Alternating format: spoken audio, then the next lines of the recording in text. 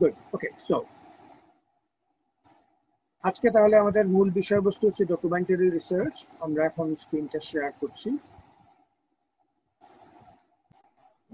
এবং যেটা বললাম, ডকুমেন্টারি রিসার্চ অত্যন্ত শক্তিশালী একটি মেথড, কিন্তু খুব বেশি মানুষ এটা ব্যবহার করে না এবং আমি মনে করি এটা একটা মিসড অপরচুনিটি যদি আপনি ব্যবহার না করেন। There are all good reasons for you to use this.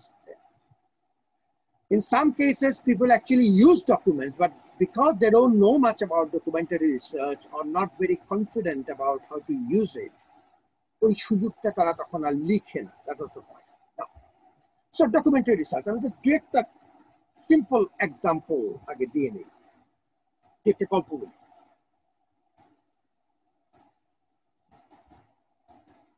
Indira Gandhi, যার নাম আসলে ইন্দিরা প্রিয়দর্শিনী, খুব সুন্দর নাম, ভেরি নাইস, হ্যাঁ, প্রিয়দর্শিনী। ওই নামটা মাঝে মাঝে আমাদের মনে থাকে না, গান্ধী নামটাই বেশি বলি। ইন্দিরা গান্ধী, ইন্দিরা প্রিয়দর্শিনী। ইন্দিরা প্রিয়দর্শিনীর যখন 10 বছর বয়স, তখন তার বাবা, তার বিখ্যাত বাবা জওহরলাল নেহেরু তাকে তাকে চিঠি লিখলেন। এই 10 বছর বয়স্ক কিশোরীকে তাকে চিঠি লিখলেন তার বিখ্যাত বাবা। এলাহাবাদে বসে তিনি চিঠিগুলো লিখছিলেন, আর তখন ইন্দিরা মসৌরিতে পড়াশোনা করে।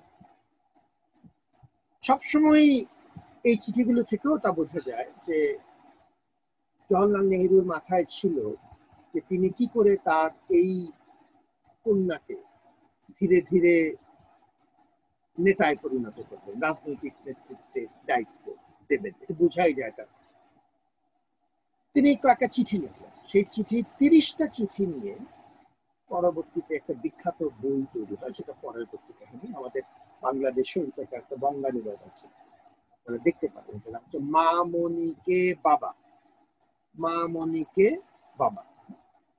আচ্ছা, এখন আমি চিঠি কথাটা কেন বলবো, আমার মনে আছে, ঠিক কোন সাল তাল মনে করতে পারছি না, একটা ভারতীয় বিশ্ববিদ্যালয় থেকে আমাকে একটা থিসিস পাঠানো, পিএইচডি থিসিস। এবং আমার অবস্থাটা জানেনি, সময় ইত্যাদি। আমি একটু আমতা আমতা করছিলাম যে গ্রহণ করবো কি করবো না, বাট এনিওয়ে পরবর্তীতে সুপারভাইজার সাহেব আমার ঘনিষ্ঠ বন্ধু, ওকে আমি এটা গ্রহণ করলাম। নিয়ে I was plainly surprised, and I was also quite happy actually to see the thesis. That thesis was just an elaboration, explanation, elucidation, যাই বলেন না কেন, of 13টা লেটার, 13 letters, 13টা চিঠি। বলেছিলাম 30টা চিঠি ছিল, যেটি জওহরলাল নেহেরু ওই সময়ে ইন্দিরা গান্ধীকে লিখেছিলেন। এটা 1927 সালের কথা। ওই সময়কালে, 27 থেকে কয়েক বছর ধরে। এবং এই 13টা চিঠির উপর ভিত্তি করে পুরো থিসিসটা লিখে, পুরো থিসিস। এবং থিসিসটা আমার তো এখন এক্সাক্ট নাম আর মনে নেই, খুঁজলে কিন্তু হয়তো মূল রিপোর্টটা পেতেও পারি। ওই সময় তো সফট কপি আসেনি, বিরাট এক থিসিস এসেছিল, কোনো র্যাকে হয়তো আছে। এখন তাহলে 13টা চিঠির ভিত্তিতে থিসিস হয়ে গেল। That was the main method the researcher used. তিনি কি করলেন, তিনি প্রমাণ করার চেষ্টা করছিলেন যে ইন্দিরা গান্ধী যখন তিনি বড় হলেন এবং তার যা নেতৃত্ব, ইন্দিরা গান্ধীর যে শাসন, ভারতীয় একজন প্রধানমন্ত্রী হিসাবে তার যা রাজনৈতিক ক্যারিয়ার, তার ভালো মন্দ অনেক কিছুই আছে। তাকে আমরা কেউ পছন্দ করি, কেউ করি না, যে কোনো রাজনীতিবিদ দেখে থাকা হবে। কিন্তু মূল আর্গুমেন্টটা হলো যে তার পরবর্তীতে গড়ে ওঠা তার যে রাজনৈতিক চিন্তা, এর ভেতরে ওই যে বাবার যে চিঠির যে শিক্ষা, যে প্রভাব, যে নির্যাস যেটি তার মনের মধ্যে এমবেড করেছিল ওই সময়, তার কিছু কিছু প্রতিফলন ইন্দিরা গান্ধীর পরবর্তীতে বড় হয়ে ওঠে ইন্দিরা গান্ধীর রাজনৈতিক জীবনে, আচরণে তার সেই প্রভাব দেখা যায়। এটি তিনি প্রমাণ করার চেষ্টা করছিলেন। তিনি প্রমাণ করার চেষ্টা করছিলেন যে জওহরলাল নেহেরুর বাবা হিসাবে একটা প্রভাব, শুধু রাজনৈতিক না, বাবা হিসাবে একটা প্রভাব থেকে যাচ্ছে ইন্দিরার জীবনে, শুধু ব্যক্তিগত পর্যায়ে না, তার রাজনৈতিক ক্যারিয়ারের মাধ্যমে সেটি সারা ভারতবর্ষে কিংবা ভারতবর্ষের বাইরেও ছড়িয়ে পড়ছে। এই ছিল তার মূল আর্গুমেন্ট। এবং পুরো থিসিসটা যেটা বললাম, মূল পদ্ধতি, আরো দুইটা পদ্ধতি আশেপাশে ছিল, in conjunction with documentary research, but it was actually based on documentary research, a solid document. ডকুমেন্টটা কি? 13টি ব্যক্তিগত পত্র। শেষ। প্রথম কথা, একটা এক্সাম্পল। এখন আসেন আমরা আরো কয়েকটা এক্সাম্পলে যাব, বাট এখন একটু দেখে নেই যে তত্ত্ব কি বলে। আপনারা এটা একটু সরিয়ে দিই, তাহলে মূল স্ক্রিনটা দেখতে সহজ হবে। ঠিক আছে, তাহলে আমি ডকুমেন্ট কিরকম হবে, কাকে আমি ডকুমেন্ট বলবো, কি ধরনের জিনিসকে আমি ডকুমেন্ট বলবো? That's an important point right up front that you need to sort out, because you're not choosing the right document, then you are in big trouble. আপনি পুরো লেখাটা লিখলেন, গবেষণাটা করলেন, রক্ত পানি করলেন, দেখা গেল কেউ প্রমাণ করতে পারলো যে এই ডকুমেন্টটা ঠিক ডকুমেন্ট না, তাহলে the proceedings ওই ডকুমেন্ট ব্যবহার করে যাই আপনি পেলেন সবই ইনভ্যালিড হয়ে গেল। Be very careful in choosing the document. একটা মাপকাঠি আছে, সেটা আমি একটু এক মিনিট পরে আসছি, বাট এখন আগে বলে নেই ডকুমেন্ট কি হতে পারে। এগুলি সবগুলি ডকুমেন্ট, নিজে করে দেখেন, পুরো লিস্টটা পড়ে, এই সবগুলি ডকুমেন্ট। হিস্টোরিক্যাল যে কোনো আর্কাইভাল ম্যাটেরিয়াল, আইন, ডিক্লারেশন, স্ট্যাটিউটস, রেকর্ড অফ ইভেন্টস, মানুষ বলল 1991 সালের ঘূর্ণিঝড়, আপনি মহেশখালীর যে জেলে যান নিয়ে ফেরত এসছেন এবং তার সঙ্গী 5 জন সলিল সমাধি হয়েছে, হারিয়ে গেছেন চিরতরে, তার কাছ থেকে আপনি ঘটনাটা জানলেন। It will be oral account of an historical disaster. So therefore it is a document. সরকারি রেকর্ড গুলো, পাবলিক স্পিচেস, পল্টন ময়দানের প্রত্যেক ডকুমেন্ট, প্রত্যেক স্পিচকে কিন্তু আপনি ডকুমেন্ট বলতে পারবেন কিনা সেটা নিয়ে আমরা পরে মাপকাঠিতে আসি।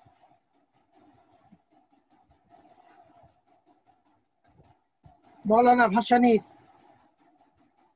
লং মার্চ এবং ওই সময় তার যা বক্তব্য, এটা নিশ্চয়ই একটা ডকুমেন্ট। বঙ্গবন্ধু শেখ মুজিবুর রহমানের একটা নির্দিষ্ট বক্তৃতা,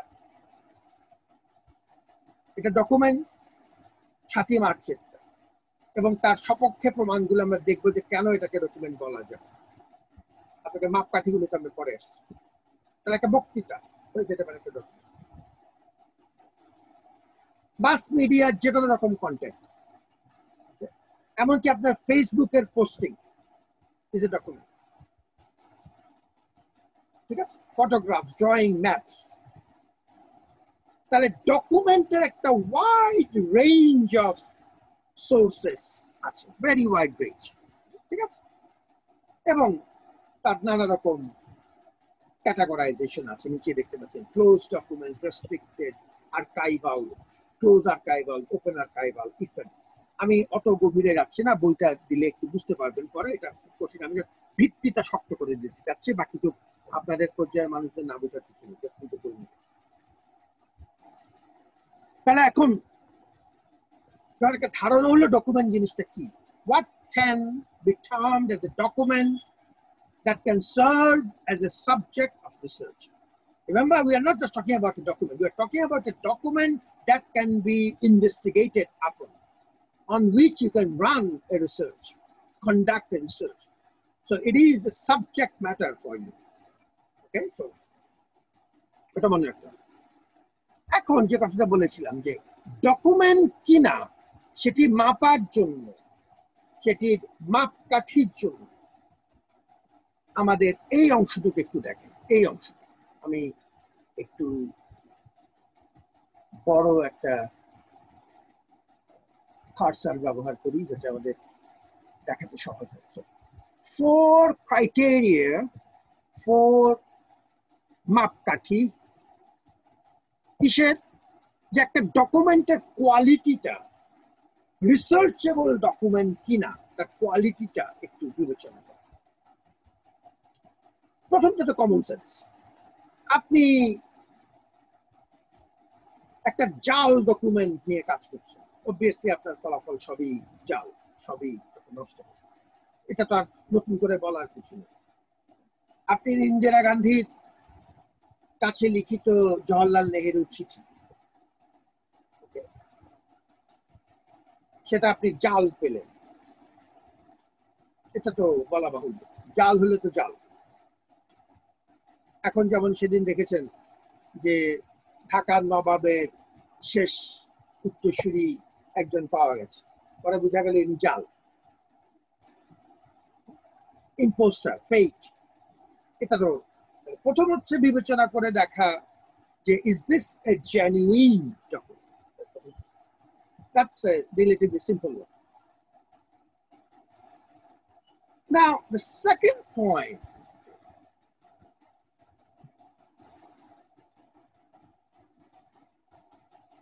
credibility, genuineness এর সাথে কিছু সম্পর্ক। আমার ডকুমেন্টটা বিশ্বাসযোগ্য কিনা,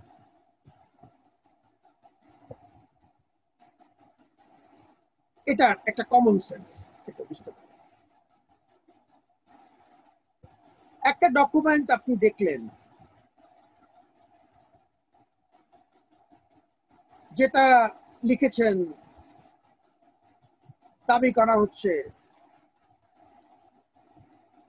উইলিয়াম ওয়ার্ডসওয়ার্থ সাহেব, সেই ডকুমেন্টে, সেই পদ্যে, সেই কবিতায় আপনি 5টা ইংরেজি অক্ষর ভুল পেলেন, আপনার সন্দেহ করার যথেষ্ট কারণ আছে। রিসার্চার হিসেবে ক্রেডিবিলিটির ব্যাপারটা আমরা চেষ্টা করি কোনো ইনস্টিটিউশনের উপর বন্দুকটা রাখতে, বন্দুকের নলটা কোনো ইনস্টিটিউশনের উপর রাখতে, তার উপর নির্ভর করে। আপনি স্ট্যাটিস্টিক্স ব্যবহার করতে চান, একটা স্ট্যাটিস্টিক্যাল অ্যাকাউন্ট। আমরা সাধারণত যেটা করি সেটা আমরা বলি যে বাংলাদেশ ব্যুরো অফ স্ট্যাটিস্টিক্স যদি হয়, তুলনামূলকভাবে রিসার্চার হিসেবে আপনি সেফ। যদি আপনি হয়তো মনে মনে চিন্তা করছেন যে স্ট্যাটিস্টিক্সটা ঝামেলা আছে,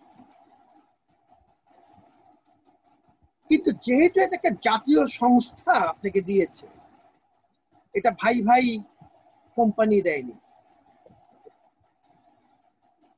কিংবা রাম রহিম যদু সাহেব দেননি, ওই ক্রেডিবিলিটিটা আপনি অ্যাট্রিবিউট করতে পারছেন টু এ রিলেটিভলি রিলায়েবল অর্গানাইজেশন। বুদ্ধিমানের কাজ হচ্ছে অ্যাট্রিবিউশন। এইসব এই ডকুমেন্টটা আমি অমুকের মাধ্যমে পেয়েছি, অমুককে এন্ডোর্স করিয়ে নিয়েছি। রিপ্রেজেন্টেটিভনেস is another major point. এটা আমরা একটু পরে আরেকটা মূল কথা বলবো, তার রিপ্রেজেন্টেটিভনেস তখন আর একটু খোলসা হবে আপনার কাছে। এখন আপাতত বলছি যে সময়কালটা, যে ঘটনাটা আপনি বিশ্লেষণ করতে চাচ্ছেন আপনার গবেষণা, ওই ডকুমেন্টের ওই ডকুমেন্টটাকে ওই ডকুমেন্টটি কি ওই ঘটনার কিংবা ওই প্রেক্ষাপটের বা ওই সময়কালের ধারক কিনা, প্রতিনিধিত্ব করে কিনা।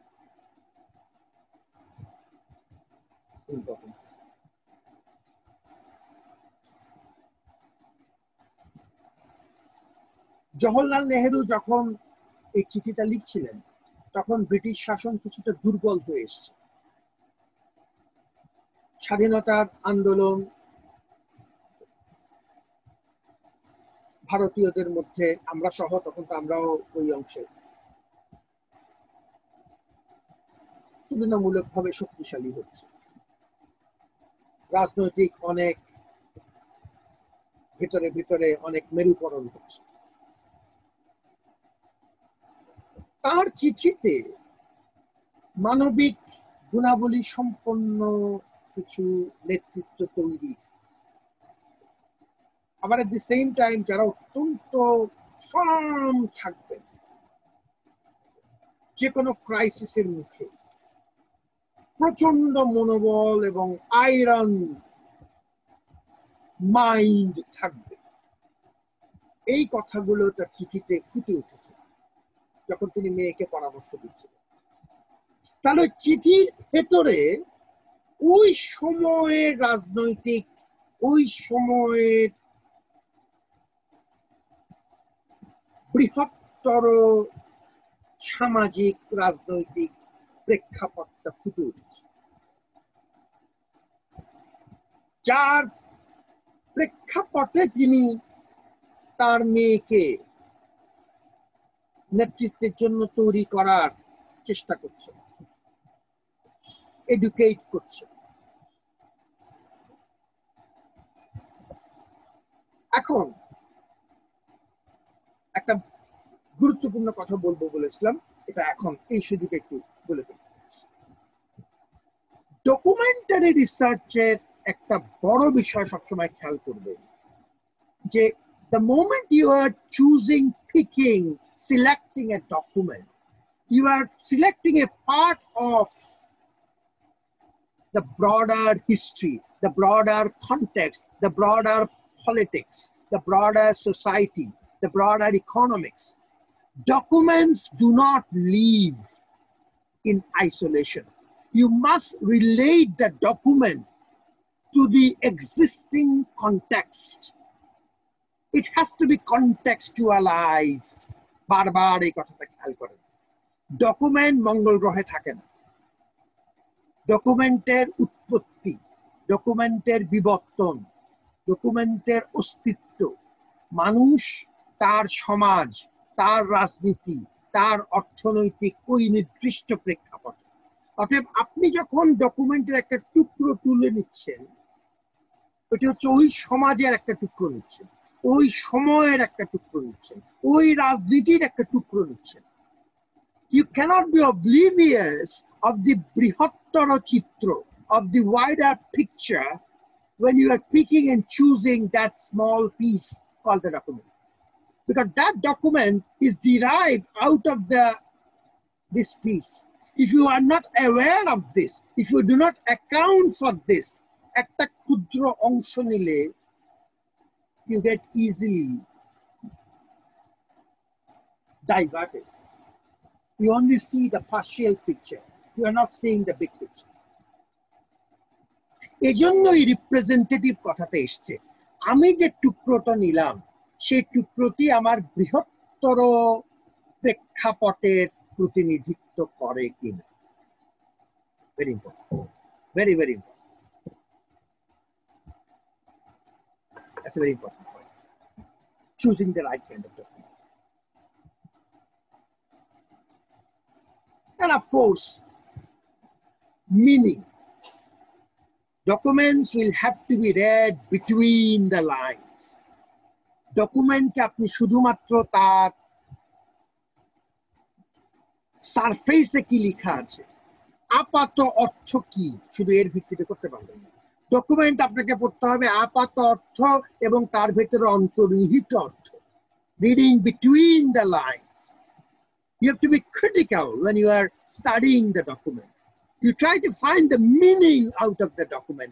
Meanings may not be always obvious. Meanings may not be always explicit. You need to go beyond. You need to see the subterranean part, not just the surface. Get that solid in your head. So document যখন আমি research করছি, study করছি, বা ডকুমেন্টকেই ভিত্তি করে যখন আমি বিশ্লেষণটা করছি, আমার বিশ্লেষণী শক্তি থাকবে গভীরে, আপাতর নিচে যাওয়া, অন্তর্নিহিতে পৌঁছানো, not just আপাত, but অন্তর্নিহিত, not just the surface, but the subterranean part of it. So you don't get deceived so easily. You read between the lines, not just black or white, but also the gray areas. These are the points I quickly wanted to make.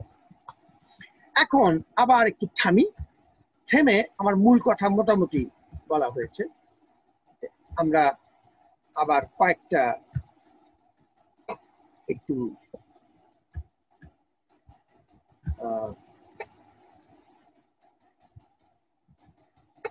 দু একটা নমুনা যেটা কথা বলেছিলাম। আচ্ছা, প্রথম কথা হচ্ছে এই সুযোগে একটু যেটা বলেছিলাম যে আমাদের আমি এগুলো আপনাদের জন্য একটু বের করে রেখেছি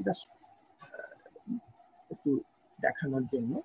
একটা হচ্ছে আমাদের ইন্দিরা গান্ধীর যে চিঠিটা, একটা নমুনা যদি দেখেন, এটা এখানে একটু যদি এটা সরিয়ে দেই তাহলে একটু সুবিধা হবে। এগুলো সবই আছে আপনার ওয়েবসাইটে দেওয়া আছে। এটা হচ্ছে একটা চিঠি, এই যে 30টা চিঠি যে একটা বললাম, 13টা চিঠি যেটা বিশ্লেষণ করা হয়েছিল এই পিএইচডি থিসিসে, তার মধ্যে এই চিঠিটা ছিল, আমার হালকা মনে আছে। এটা জাস্ট একটু দেখে নেন। এখন দেখেন এই চিঠি থেকে আপনারা একটু দেখতে পাচ্ছেন মোটামুটি, একটু এটাকে একটু বড় করা যায় কিনা একটু। I'm not sure if we can get it. No. So we can zoom in our screen and see it. Yeah, please. Can you? So just have a look. Okay. My dear Indira, it is no easy matter to decide what is right and what is not. So see, look at the ethical teaching, okay, between the father and the daughter. This is a good lesson in basic ethics. একটু পড়ে দেখ। তাকে বললো তুমি এমন কোনো কাজ করো না যে কাজটা তোমাকে লুকিয়ে করতে হয়, বা যে কাজটা তোমার মনের ভেতর একটা খচখচ অনুভূতি তৈরি করছে, কেউ জানতে পারছে না কিন্তু তোমার মনের মধ্যে একটু খচখচ করছে, এই কাজগুলো করো না। Anything that, as you can see, look at this, okay?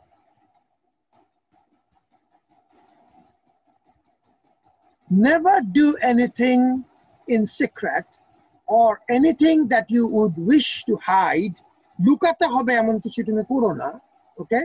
For the desire to hide anything means that you are afraid, and fear is a bad thing and unworthy of you. এটা আমি বলছি না of you as a leader. তোমাকে যদি কিছু লুকাতে হয়, আর কি খেয়াল করো, যেটা আমাদের একটা বড় লেসন। তিনি এই জায়গায় বাপুজির কথা বলছেন। বাপুজিকে মহাত্মা গান্ধী স্যার। তাহলে খেয়াল করেন, মেয়েকে তিনি শেখাচ্ছেন যে আমারও একজন গুরু আছে, যেটা আমাদের দেশে খুব রেয়ার ঘটনা, বা অনেক নেতার ক্ষেত্রেই ওকে আমি একমাত্র কুতুব, আমার উপরে কোনো নেতা নেই, এই টেন্ডেন্সি থাকবে। তিনি তৈরি করছেন। লেটারের উপর ক্লিক করলে হয়তো লেটারটা বড় হবে স্যার। আমি করছি কিন্তু এটা খুব করছে না আসলে। But anyway, so it doesn't matter. So just wanted to quickly show you. Okay, okay, yeah, good. So একটু better হয়েছে. So have a look. Thank you for that.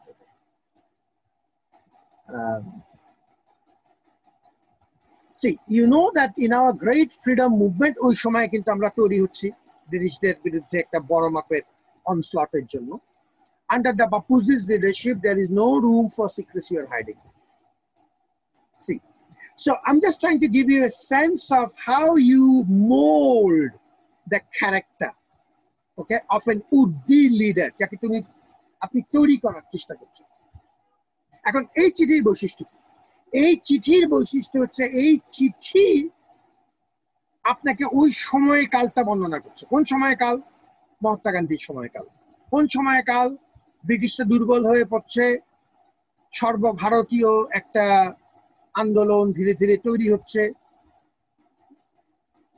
একটা অভ্যন্তরীণ নেতৃত্ব তৈরি হচ্ছে, যেটা কোনো কারণে ব্রিটিশরা যদি চলে যায় ওই পর্যায়ে পৌঁছে, তখন যেন একটা ভ্যাকুয়াম তৈরি না হয়, কেউ না কেউ যেন দায়িত্বটা নিতে পারে। আবার এট দি সেম টাইম ইস্পাত কঠিন মনোবল সম্পন্ন নেতা তৈরি করার প্রয়োজন দেখা যাচ্ছে নতুন দেশের জন্য। এই চিঠির মধ্যে ওই ছায়াগুলো আছে। এখন আপনি যদি এই চিঠিটাকে ওই সময়কালের সাথে মিশিয়ে না পড়েন, এই যে ঘটনাগুলো বললাম, ব্রিটিশরা দুর্বল হচ্ছে, সর্বভারতীয় আন্দোলন জাগরিত হচ্ছে ইত্যাদি, এই সোশ্যাল পলিটিক্যাল কনটেক্সটটা যদি আপনার মাথায় না থাকে, এই চিঠির has no meaning to you. See, that is the point. So whenever you are picking up a document for review, for research, always remember you are picking a part of the wider context. Barbar bolchi, because I see কেউ documentary রিসার্চে ব্যবহার করেন, কম করেন, কিন্তু তারা ওই বৃহত্তর প্রেক্ষাপটের সাথে মেলাতে পারেন না দেখে ডকুমেন্টগুলোর গুরুত্ব যথাযথভাবে ফুটে ওঠে না। So that is a big challenge. Okay? Now, এখন আমরা আবার চট করে একটু একটা লেখায় ফেরত যাই। এই বইটা আমি আপনাদেরকে দিয়েছি, 3 মেয়ের একটা খুব বিখ্যাত বই এটা। তাতে একটা কথা একটু খেয়াল করেন, যেটা খুবই গুরুত্বপূর্ণ, যে কথা আমি এতক্ষণ বলার চেষ্টা করছিলাম। তো এটা তো আমার মতো দুর্বল প্রফেসর সাহেবরা বললে তো হবে না, এখন আসল প্রফেসর সাহেবদের কাছ থেকে শুনেন যে তারা কি বলেছে এই কথাটা। 3 মেয়ের বিখ্যাত এই দেখ, documents may well be part of the practical contingencies of organizational life. যদি আপনি কোন অর্গানাইজেশনের ডকুমেন্ট ব্যবহার করেন, তাহলে অর্গানাইজেশনাল ওভারঅল লাইফটা সেই ডকুমেন্টের মধ্যে ফুটে উঠতে পারে, এবং আপনি তখন ডকুমেন্টটাকে ওই পুরো অর্গানাইজেশনের ওই বৃহত্তর প্রেক্ষাপটটাকে নিয়ে কাজ করতে হবে। As we have also seen, they are viewed, এই যে মূল্যবান কথা থাকে, they are viewed as part of a wider social context. That was the point I was trying to make. Okay, so it can be social context, it can be political context, economic, whatever is your focus. Okay, so এই কথাটা ভালো মতো খেয়াল করুন। Documentary research মানে হচ্ছে document এবং তাহার পারিপার্শ্বিক বলয় সহ, the whole gamut of it is your research topic, not just the document. Although you are focusing on the document, but you need to keep the broader perspective always in your attention. It's like নাটকের সময় আমরা কি করেন, যাত্রার যখন দেখেন স্পটলাইটটা নায়ক সাহেবের মাথার উপর ঘুরতে থাকে, কিন্তু আবছা আলোতে আপনি পুরো স্টেজটাই দেখতে পাচ্ছেন। আচ্ছা, নায়কের মাথার উপরে স্পটলাইট ঘুরছে, বাংলা, বিহার, উড়িষ্যা ইত্যাদি বলে নায়ক গলা কাঁপাচ্ছেন, কিন্তু তার আশেপাশে ইউ ক্যান স্টিল সি যে অন্য কারা আছে, তাদের উপর আবছা সমপরিমাণ অ্যাটেনশন না, কিন্তু আবছা ভাবে পুরো স্টেজটাই আপনার মাথায় আছে। অলদো আপনি ফোকাস করছেন একটা নির্দিষ্ট পয়েন্টে, এই ক্ষেত্রে ফোকাস হচ্ছে আপনার the spotlight is on the document, although you are not oblivious of the wider stage, the surrounding. Okay, so that's something you need to remember. Good. Okay, so I think more or less আমাদের মূল যে কথাটা বলতে চাচ্ছিলাম এটা cover হয়েছে।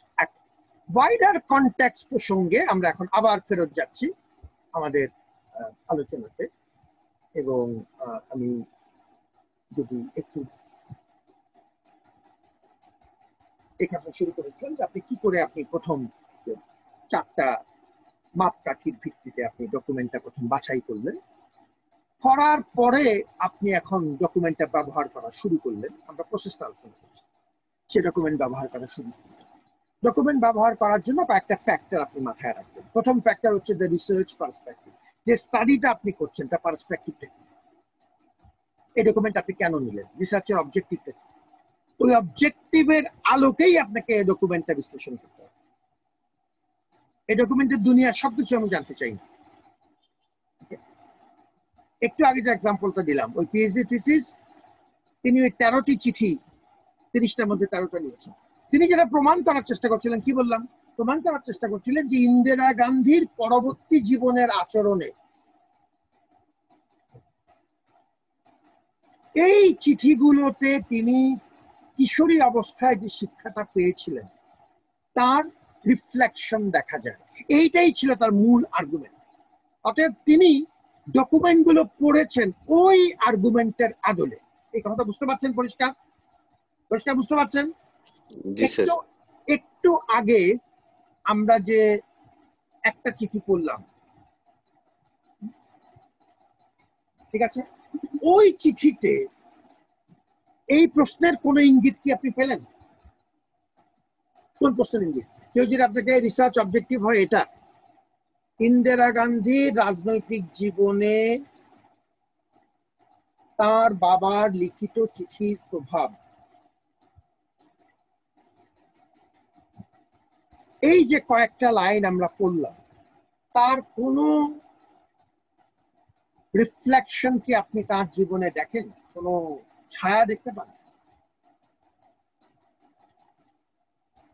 That is important. তার মানে আমি পুরো চিঠিটা,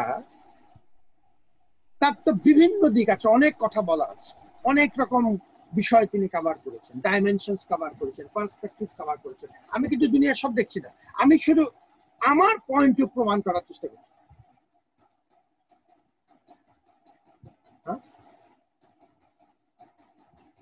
একটা হচ্ছে, দুটো পয়েন্ট যদি চিন্তা করেন, একটা হচ্ছে রাজনৈতিক নেতৃত্বের প্রতি সহযোগী, সহকর্মী, যেভাবেই আপনি বলেন, সহযোদ্ধাদের প্রতি একটা বিশ্বাস রাখা।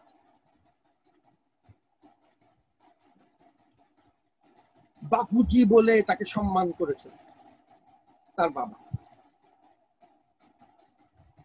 আর ইন্দিরা গান্ধীর জীবনে যদি আপনি দেখতে পান যে তিনিও তার সহযোগীদের প্রতি একরকম সম্মান রেখেছিলেন, বিশ্বাস রেখেছিলেন, তাদের মধ্যে কিছু টানাপোড়েন থাকলেও তাদেরকে তিনি ফেলে যান। তখন আপনি কি করছেন? এই চিঠিটা একটা পয়েন্টের প্রমাণ পাচ্ছেন তার জীবনে। এই পয়েন্টটা বুঝতে পারছেন? সো আপনাকে এই বিশ্লেষণটা করতে হবে রিসার্চের যে অবজেক্টিভ সেদিকে মাথায় রেখে, প্রথম কথা। ঠিক আছে? এই প্রসঙ্গে আরেকটা উদাহরণ একটু দেখে নেন আমাদের, এবং ক্ষমা করবেন এই ব্যক্তিগত কথা বলছি দেখে, আমি দু একটা আগেও দু একটা এক্সাম্পলে বাধ্য হয়ে দু একটা কম্পিটিশনের কথা বলেছি, because we didn't have much of a choice. জি, আপনি 13টা চিঠি নিয়ে এই রিসার্চটা করা, বাট এই যে এভিডেন্স গুলা বা সমসাময়িক বিষয়গুলা জানার জন্য তো আরো পেপার পড়া লেগেছে, তাই? অফকোর্স, এটা তো শুধুমাত্র এই পদ্ধতির উপরই হচ্ছে, এই পদ্ধতি তার প্রধান পদ্ধতি, তার সাথে তো তাকে সেকেন্ডারি লিটারেচার রিভিউ তো করতেই হবে। ওটা না পড়লে তো আপনি বৃহত্তর প্রেক্ষাপটটা তৈরি করতে পারবেন না। That's important point. Okay, documentary research doesn't mean যে আপনি আর কোনো কিছু করতে পারবেন না, শুধুমাত্র ডকুমেন্টারি করতে পারবেন। Very wrong. তাহলে তো আপনি বৃহত্তর চিত্রটাই ফুটে উঠবে। Very very important. ওকে, আমরা একটু পরে আসছি। That's the important point you are making. Yes, remember, document মানেই হচ্ছে ওই সময়ের, ওই সমাজের একটা টুকরো। শুধু টুকরোর দিকে তাকিয়ে থাকলে you get a myopic view, you get a partial view only, you don't see the big picture, which is a lost opportunity. You must have the wider perspective. তার জন্য তো আপনাকে পড়তে হবে, দেখতে হবে, যা করা করতে হবে, অন্য পদ্ধতি যা যা প্রয়োগ করা সেটা প্রয়োগ করবেন। Okay, sure, that's an important point. এই বইটি এটা রাউটলেজ পাবলিশ করেছিল, আমার একটা বই। ইটস নট ইম্পর্টেন্ট, জাস্ট এক্সাম্পলের জন্য বললাম। এখন আমি আপনাকে যে অংশটা দেখাতে চাই সেটা হচ্ছে এটা হচ্ছে চ্যাপ্টার 5 এর একটা অংশ, আমি জাস্ট একটু দেখানোর জন্য বলছি। আচ্ছা, এখানে যে ডকুমেন্টটা, এটা মূলত অনেক পদ্ধতি সারাতের প্রশ্ন উত্তর দেওয়ার জন্য বলছি। এটাতে যেমন আমার এই গবেষণাতেও আমরা 3-4টা পদ্ধতি প্রয়োগ করেছিলাম, পার্সোনাল অবজারভেশন, ইন্টারভিউ ইত্যাদি। তার মধ্যে একটা ছিল এটা ডকুমেন্টারি রিসার্চ, এবং এটা বেশ 2-3টা চ্যাপ্টারের জন্য এটাই প্রধান পদ্ধতি ছিল। এবং আমি এখনো মনে করি যে আমার মতো কোথাকার কোন এক অখ্যাত মানুষের বই পৃথিবীর 1 নম্বর পাবলিশার পাবলিশ করেছে, রাউটলেজ বলে এটাকে, আপনারা অনেকে জানেন, এটা টেইলর ফ্রান্সিসের। আমি এখনো মনে করি যে তার একটা প্রধান কারণ হচ্ছে এই ডকুমেন্টারি রিসার্চের প্রয়োগ। আমি এখনো তাই মনে করি, কি কারণটা আমি সেটা জানি না, কিন্তু আমার মনে হয় আদারওয়াইজ লিটারেলি আমার মতো একটা মানুষের লেখা এদের ছাপানোর তো আসলে কিছু কারণ দেখি না, unless they are very convinced about it. রিভিউয়াররা খুব স্ট্রং মন্তব্য লিখেছিল। আমার ধারণা একটা স্ট্রেংথ হচ্ছে, খুব বিনীতভাবে কথা বলি, just এক্সাম্পলের জন্য বলছি, documentary research can actually be very very powerful টুল ঠিক মতো করতে জানেন। আচ্ছা, আর আমি কি ডকুমেন্ট ব্যবহার করেছি একটু বিনীতভাবে একটু বলি, বহু আগের কথা যদিও। সেটি হচ্ছে বেঙ্গল ডিস্ট্রিক্ট রেকর্ডস। এই দেখেন,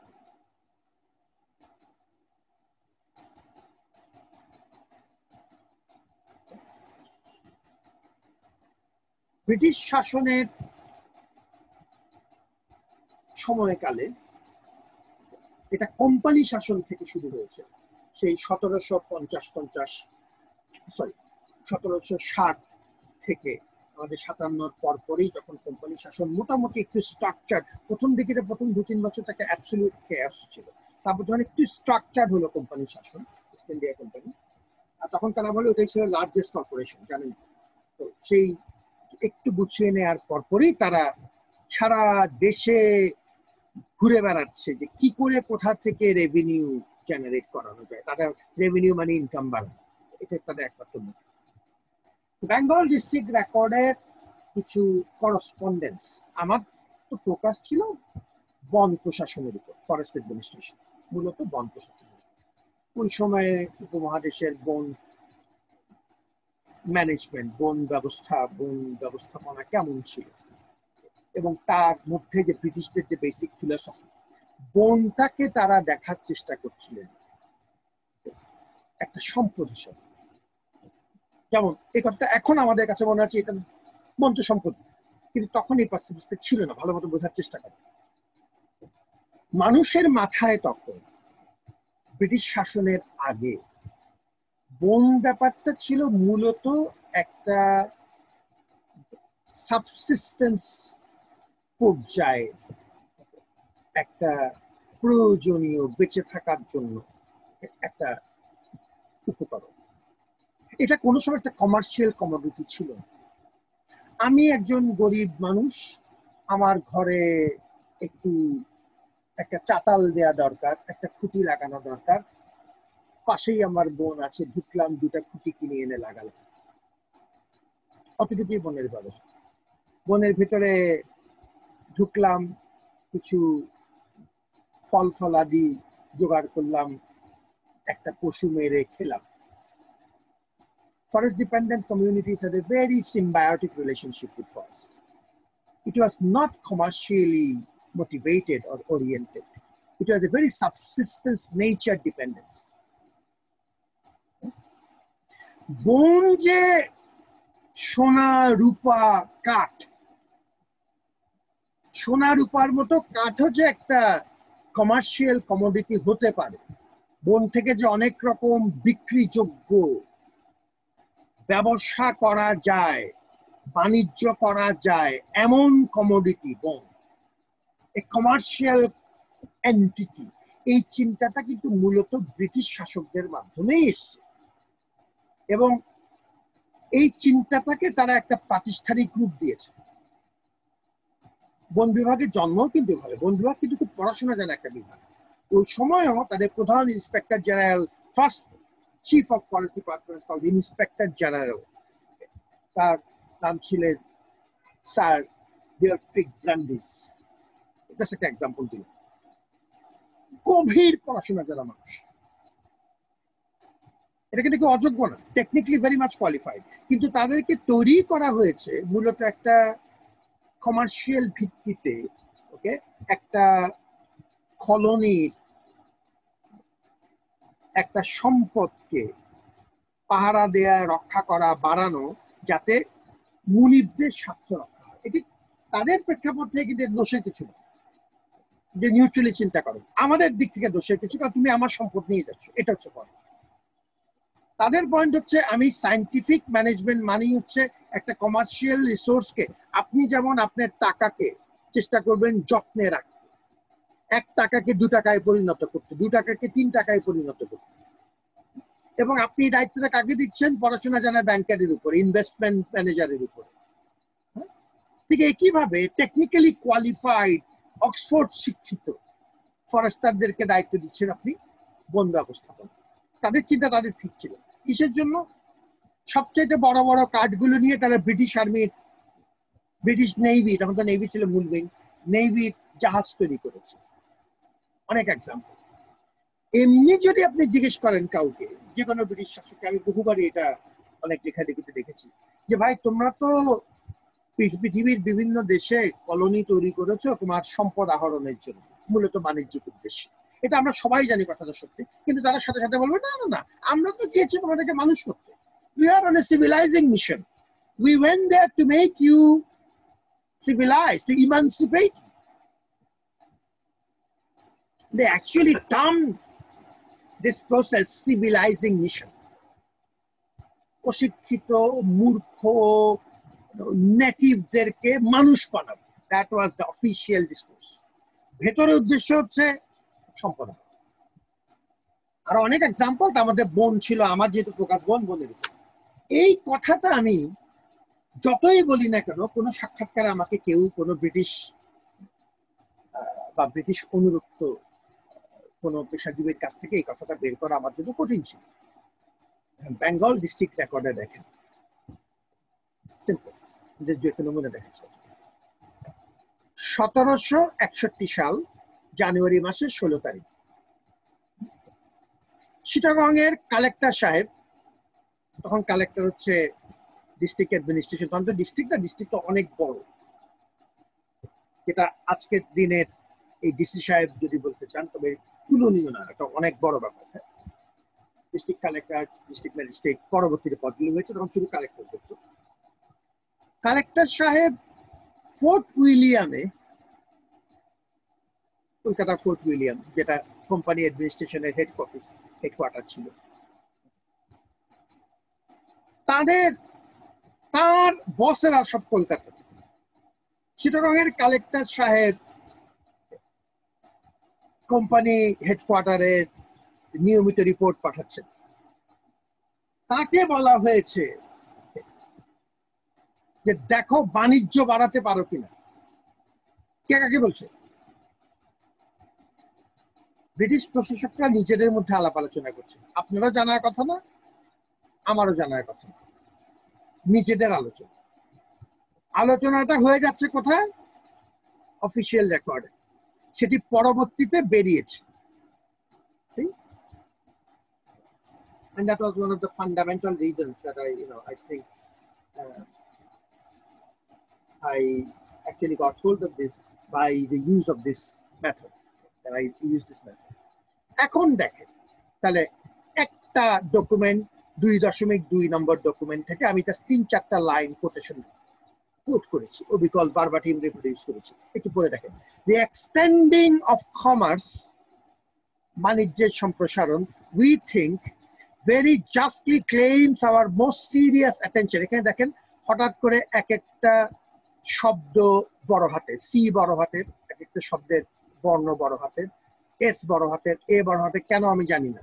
এটা যেভাবে লেখা ছিল আমি যেভাবে পেয়েছি ওভাবে অবিকল তুলে দিয়েছি। এগুলো সব হাতে লিখে এনে মূল ডকুমেন্ট থেকে, হয়তো তখন ইংরেজি লেখার স্টাইলটাই এমন ছিল, আমি জানি না ওই সময়, কিংবা যিনি নোট নিয়েছেন তার দুর্বলতা হতে পারে, আমি সেটা জানি না, কিন্তু যা আছে তাই অবিকল রেখেছে।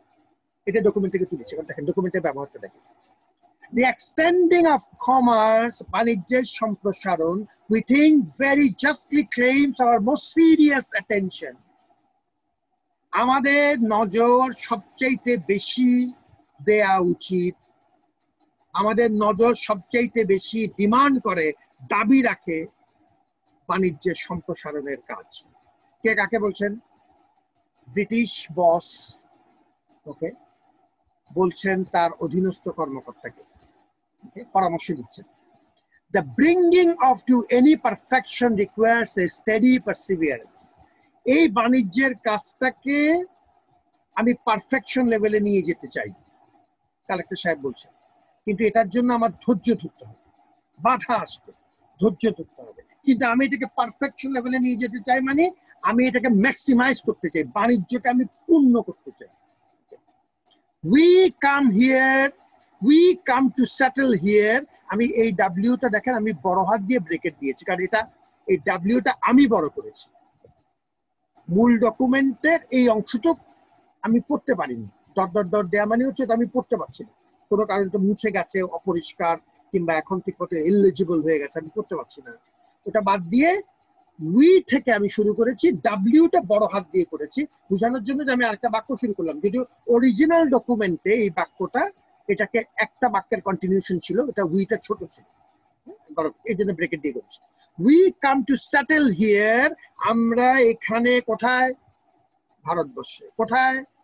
কলোনিতে। ব্রিটিশরা বলছে আমরা এসেছি আমাদের কলোনিতে, ভারতবর্ষে, কি? টু সেটেল হিয়ার, বসতি গাঁথতে।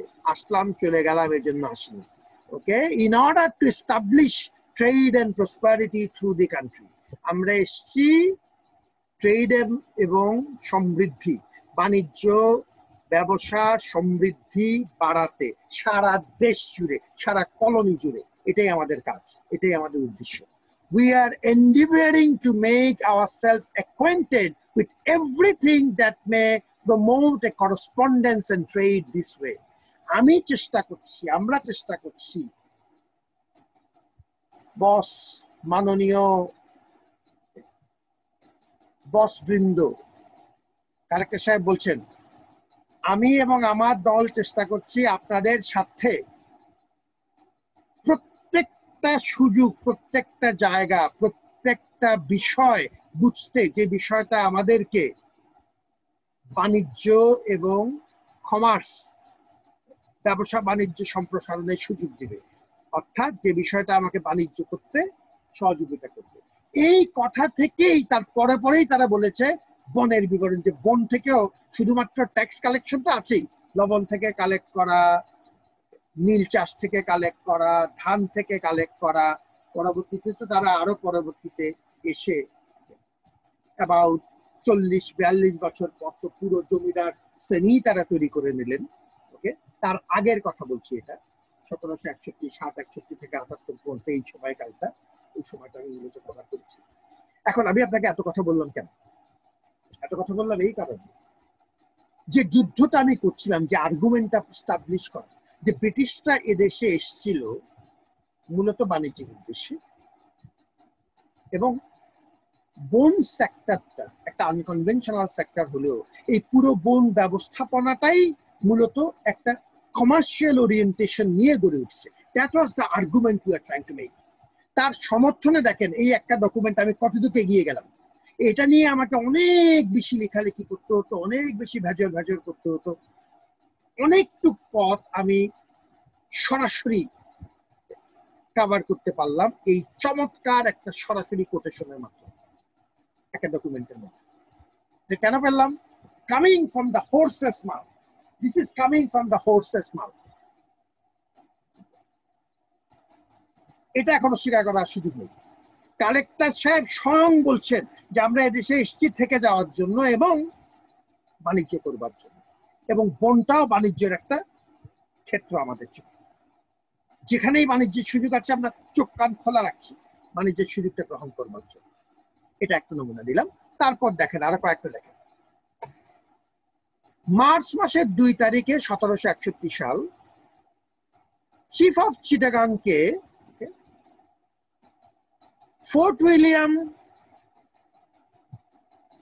উইলিয়ামস্থ বসেরা চিফ অফ চিটাগাংকে পরামর্শ দিচ্ছে, দেখেন,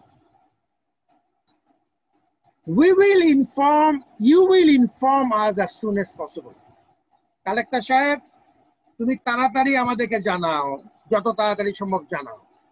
What duties you think might be levied? কোথায় কোথায় কর বসানো যায় তাড়াতাড়ি জানাও। Brought to the company's credit, এবং এই কোম্পানির কি করে লাভ বাড়ানো যায়, এই ট্যাক্স গুলো কালেক্ট করে কি করে কোম্পানির ক্রেডিট বাড়ানো যায়, or any other commercial advantages, যে কোনো রকম বাণিজ্যিক সুবিধা you may be able to procure for the honorable masters, আমরা এবং আলটিমেটলি আমাদের রাজা, তার জন্য আমাদের মাস্টারদের জন্য কি কি তুমি করতে পারো তাড়াতাড়ি জানাও। কে কাকে বললো? ফোর্ট উইলিয়ামের হেডকোয়ার্টারের বসরা জানাচ্ছে, কোম্পানি হেডকোয়ার্টার বসরা জানাচ্ছে চিটাগং এর কালেক্টর সাহেব, চিটাগং এর ডিস্ট্রিক্টের। আচ্ছা, জাস্ট একটা এক্সাম্পলের জন্য আপনাকে একটা নমুনা দিলাম। আচ্ছা, তারপর দেখেন, এটা আমি বিভিন্ন জায়গা থেকে এই কোটেশন গুলো কালেক্ট করেছি, ওই বেঙ্গল ডিস্ট্রিক্ট রেকর্ডের বিভিন্ন পার্ট। যেটা আমার বোন ছিল আমার একটা প্রধান উদ্দেশ্য, আমি জাস্ট ওটা জাস্ট একটা নমুনার জন্য যদি আপনাকে দেখাই, এই দেখেন, চিফ অফ চিটাগং 16/2/1761 সালে ফোর্ট উইলিয়ামে রিপোর্ট, নিয়মিত রিপোর্ট পাঠান। রিপোর্টার তিনি বলছেন, the soil of Chittagong is very fertile. Rocky mountains are covered with high wood. এই দেখেন আস্তে আস্তে বনের উপর তাদের নজর পড়ছে, বনের উপর, বন যে একটা কমার্শিয়াল এন্টিটি, নজরটা পড়ছে। Rocky mountains are covered with high wood. Many of them about the boundaries yield variety of good timbers. এই বনের প্রান্তে, এজে, বাউন্ডারিতে, কাছ থেকেই দেখা যাচ্ছে যে বড় বড় গাছ, যেগুলো অনেক বেশি কাঠ মূল্য আছে, টিম্বার ভ্যালু অনেক বেশি। The land is capable of producing quantities of wheat and rice. এই জমি, চিটাগং এর উর্বর জমি, wheat এবং রাইস, গম এবং রাইস, এবং all other kinds of grain, rattan, bet, মাস বেতের bet, wax, oil, timbers of various sorts, বিভিন্ন প্রজাতির গাছ, and elephant teeth. এই একটা লিস্ট তিনি পাঠালেন যে এই জিনিসগুলো চিটাগং এ দেখা যাচ্ছে। Chittagong steaming with this resources. এর পরেই আমাদের সময় নেই গভীরে যাওয়ার, এই পুরো চ্যাপ্টারটা খুঁজে জানতে চাই, আমি বইটার একটা কপি দিয়ে দেবো, করে দেখতে পারেন। এর পরেই তারা লম্বা লম্বা লিস্ট দেওয়া শুরু করলো, এতটা জারুল গাছ পাঠান, এতটা অমুক গাছ পাঠান, কোথায়? ব্রিটিশ নেভির। এবং বিরাট এলিফ্যান্ট অপারেশন শুরু করলো, খেদা বলে, এটা বলে হাতির খেদা, হাতি ধরবার জন্য খেদা বানানো শুরু করলো। এই যে এত কথা আমি আপনাকে বললাম, কেন বললাম? একটা আর্গুমেন্ট তৈরি করতে। কি আর্গুমেন্ট বলেন? কি আর্গুমেন্ট? কি আর্গুমেন্ট তৈরির জন্য আমি আপনাকে এই ডকুমেন্টের নমুনা দেখালাম, এই ডকুমেন্টের সাপোর্ট নিলাম। কি আর্গুমেন্ট তৈরি করতে বলেন? বলেন, লেটস হিয়ার। দরকারে চ্যাট বক্সে লেখেন কি আর্গুমেন্ট তৈরি করতে আমি এই এক্সাম্পল গুলো দিলাম ডকুমেন্ট থেকে, বেঙ্গল ডিস্ট্রিক্ট রেকর্ড থেকে। ব্রিটিশরা যে বাণিজ্যিক উদ্দেশ্যে এদেশে এসেছে এবং বন হচ্ছে সোনা রূপা, কি ঠিক একই মানের একটি কমার্শিয়াল পণ্য। জি, এই একটা ফান্ডামেন্টাল পরিবর্তন কিন্তু বনের ব্যবস্থাপনাতে। এতদিন ছিল বন হচ্ছে জীবন যাপনের অংশ, এখন সেটা পরিবর্তিত হয়ে যাচ্ছে অ্যাজ এ কমার্শিয়াল কমোডিটি, পাত্রপণ্য। ঠিক আছে, এখন দেখেন এই যে বৃহত্তর প্রেক্ষাপটটা, এটা কিন্তু আপনাকে আগে বলতে হবে। এটা না বললে এই অংশটুকু, এই যে আপনি ডকুমেন্টের বিভিন্ন অংশ ব্যবহার করছেন তার অর্থ থাকবে না। ঠিক আছে, এখানে কি বলেছে,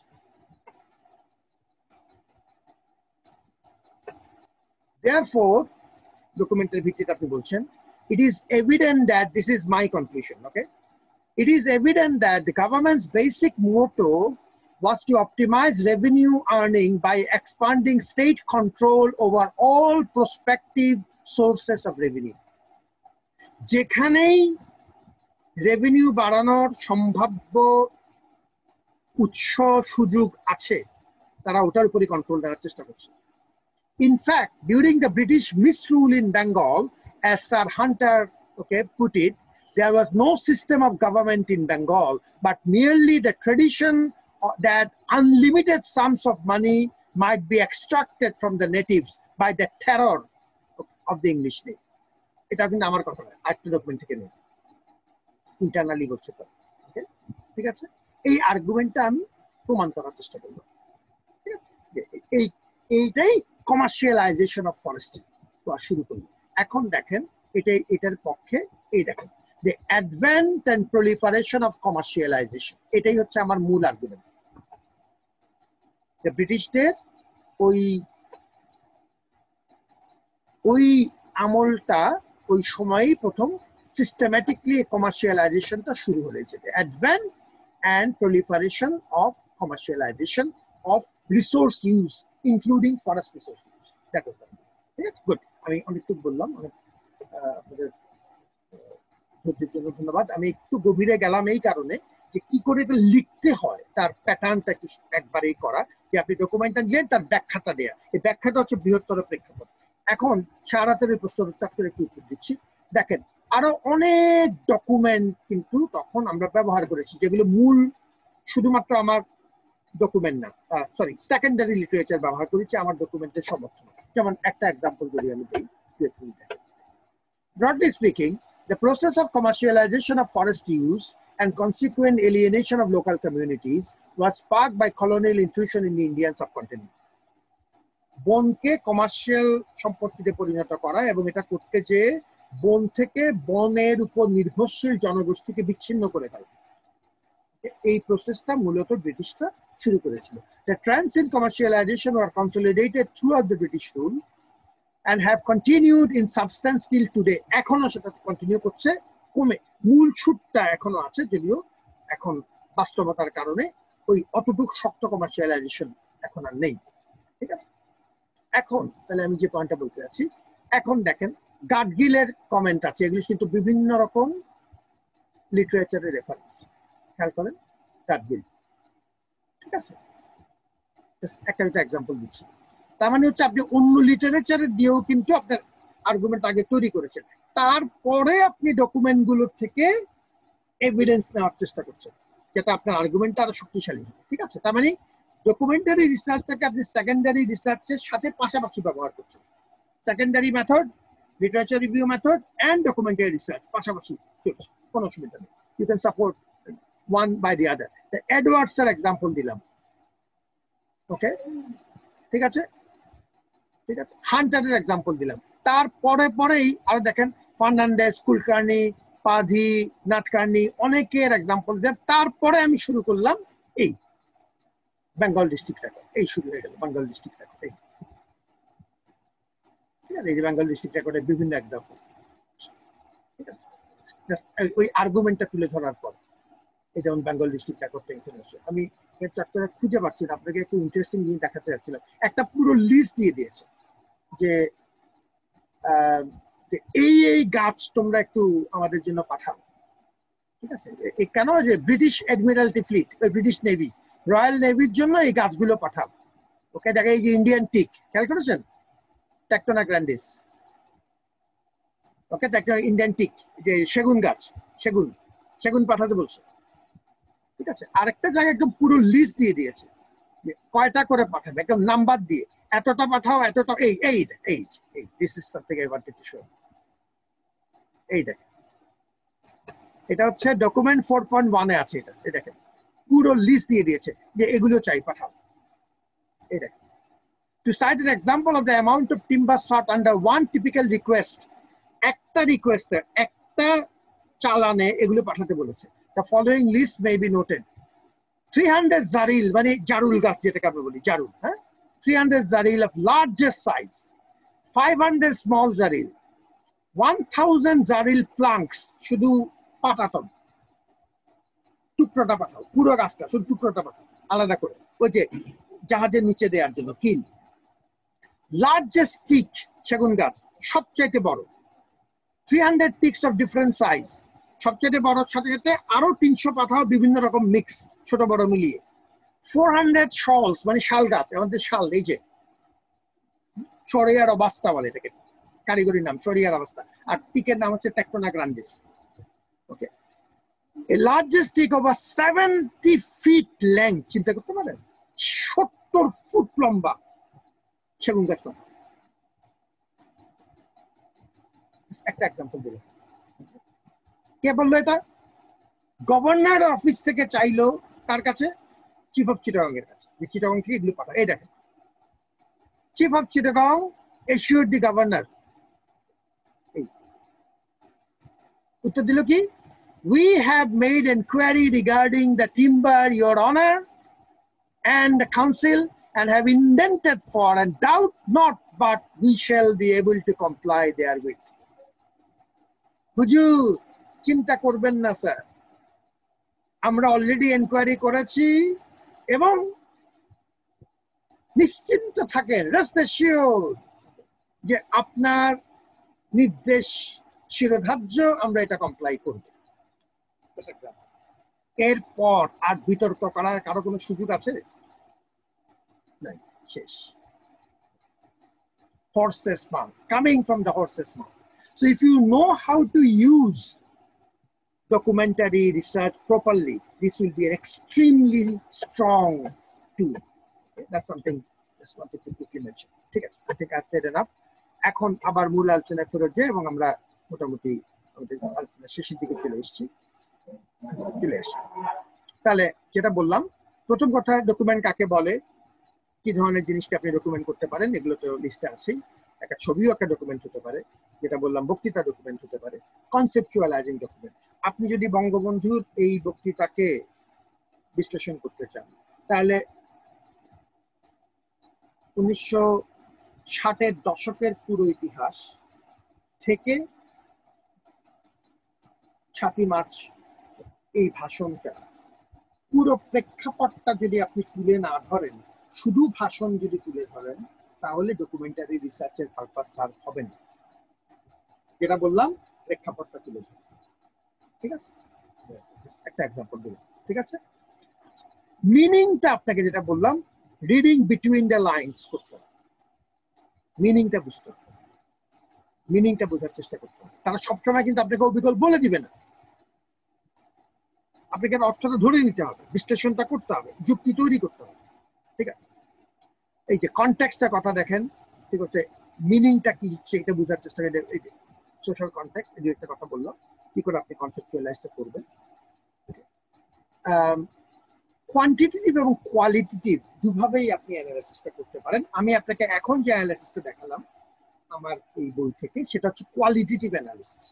কোয়ালিটেটিভলি আমি ডকুমেন্টকে বিশ্লেষণ করলাম, কোয়ালিটেটিভ, মূলত কোয়ালিটি, ওটার ব্যাখ্যা বিশ্লেষণ দাঁড় করাবার চেষ্টা করলাম। কোয়ান্টিটেটিভলিও করা যায়, অনেক রকম টুল আছে। আমি যদি একটা নমুনা যদি আপনাকে জাস্ট একটু দেখাই, এটা জাস্ট কোয়ান্টিটেটিভলি করবার জন্য।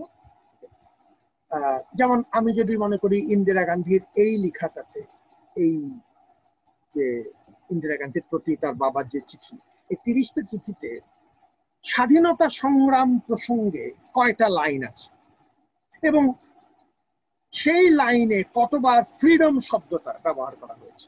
আমি কি বের করার চেষ্টা করছি যে তারা পূর্ণ স্বাধীনতার চিন্তা তাদের মাথায় কিভাবে ছিল কিনা, কিভাবে ছিল। হ্যাঁ, আমি তখন এই ডকুমেন্টটা প্রথম স্ক্যান করলাম, সফট কপিতে পরিণত করলাম, করে আমি ফ্রিডম দিয়ে সার্চ দিলাম, হ্যাঁ, ইন্ডিপেন্ডেন্স দিয়ে সার্চ দিলাম। এখন তো রীতিমতো অ্যালগরিদম করে একদম সায়েন্টিফিকলি বের করতে পারে যে ডকুমেন্টে কোন কথা কতবার এসছে। তার থেকে আপনি একটা ধারণা পাওয়ার চেষ্টা করতে পারেন যে এই ডকুমেন্টে লেখক তার মাথায় ইন্ডিপেন্ডেন্স বা ফ্রিডম জাতীয় কথাগুলো কেমন ভাবে ছিল, একটা ধারণা। That's a very interesting way of doing it. That's a quantitative way of doing it. এখন আরেকটা দুই একটা নমুনা যদি আপনি দেখেন, কোয়ান্টিটেটিভ জাস্ট নমুনা। এখানে দেখেন একটা নমুনা দেখানো হচ্ছে, এটা যদি একটু দেখতে চান। এখানে দেখুন একটা নমুনা তারা দেখানো হচ্ছে,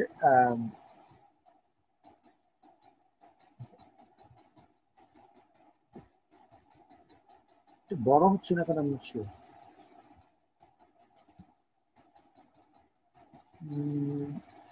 এনিওয়ে একটু নিজেরা দেখে নেন, আমি এগুলো খুব ভালো বুঝি না আসলে। আচ্ছা, এটা দেখেন তারা ফেসবুক পোস্ট থেকে তারা বের করার চেষ্টা করছে। এটা এর থেকে এর আগেরটা একটু বেটার ছিল মনে হচ্ছে না। ফেসবুক পোস্ট থেকে তারা কিছু কিওয়ার্ড বের করার চেষ্টা করছে, কিছু কিওয়ার্ড, যেমন ধরেন মিডল ইস্ট, জর্ডান,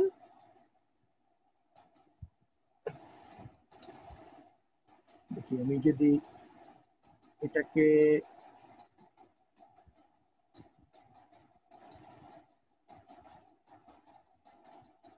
আমরা যদি আবার একটু চেষ্টা করে দেখি, জাস্ট একটা এক্সাম্পল যদি পাই।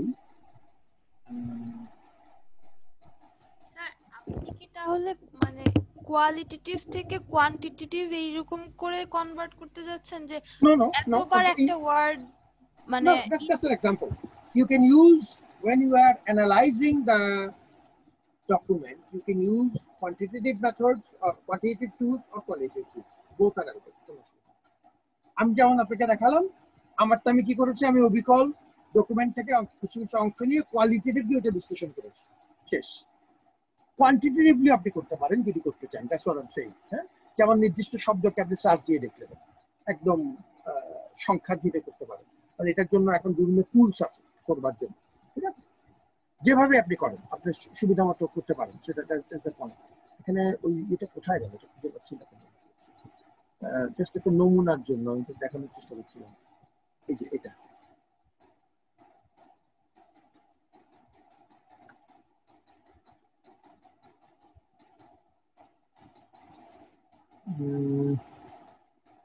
একটা কতবার এসছে ওই একটা নির্দিষ্ট শব্দ, এটা তারা বিশ্লেষণ করেছে, বা কয়টা পোস্ট এই বিষয়ে এসছে এরকম। এটা পরে আপনি নিজে দেখে নিতে পারবেন, আমি এটা খুঁজে পাচ্ছি না আসলে। এনিওয়ে, পোস্টগুলো কয়টা পোস্ট কতবার এসছে ওই বিষয়ে, ঠিক আছে? যেমন উপরে বাম দিকে আছে স্যার, একটু উপরে বাম দিকে, আর একটু নিচে স্যার, একই নিচে, হ্যাঁ যাই বাম দিকে কোণাতে দেখেন স্যার। এটা স্যার নিচের লাইনে নিচে ওই যে কন্টেন্ট অ্যানালাইসিস এক্সাম্পল। হ্যাঁ, না অনেকগুলি আছে এখানে, এগুলো সবই কন্টেন্ট অ্যানালাইসিস। না স্যার, আপনি যে সাইডে কার্সারটা রাখছেন তার ঠিক অপোজিট সাইডটাতে, ওইটা মনে হয় নাকি স্যার? এক্স্যাক্টলি, না ইটস নট ইভেন। চলে গেল আবার। দাঁড়ান দেখি একটু, এটা হ্যাঁ গুড, দ্যাটস ওয়ান, ঠিক আছে, তাহলে মোটামুটি পাওয়া যাবে। এখন ধরেন ওরা কি করেছে দেখেন, তারা কয়টা পোস্ট এই বিষয়ে পাওয়া যাচ্ছে থিমগুলোকে ভাগ করেছে, যেমন জাস্ট ফর এক্সাম্পল, যে মিডল ইস্টের পলিসি নিয়ে কয়টা পোস্ট এসছে এবং সেই পোস্টের মূল ফোকাসটা কি ছিল। থিমের দেখেন কিওয়ার্ড ছিল মিডল ইস্ট, জর্ডান, ইরান, ওকে, পার্টিসিপেশন, ঠিক আছে। রোয়ান্ডার পলিসি, এটা একটা পলিসি অ্যানালিসিস জন্য ব্যবহার করেছে। রোয়ান্ডার পলিসি কয়টা পোস্ট, 89টা পোস্ট এসছে, এবং Rwanda research, okay, quotas, gender, leadership, এই কথাগুলো বারবার এসছে। So they are actually doing, you get a sense of যে লোকজন এই পোস্ট থেকে কিরকম চিন্তা করছে। সো বেসিক্যালি ওই ডকুমেন্টটা, এক্ষেত্রে ডকুমেন্টটা কি, ডকুমেন্ট কি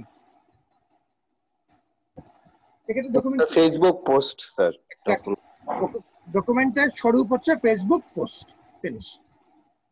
আমার গবেষণার বিষয়বস্তু হচ্ছে বিভিন্ন মিডল ইস্ট অঞ্চলের আফ্রিকা মেনা সহ, আফ্রিকা, নর্থ আফ্রিকা সহ মিডল ইস্ট জোনে পলিসি সংক্রান্ত ব্যাপারে মানুষের পারসেপশনটা কি,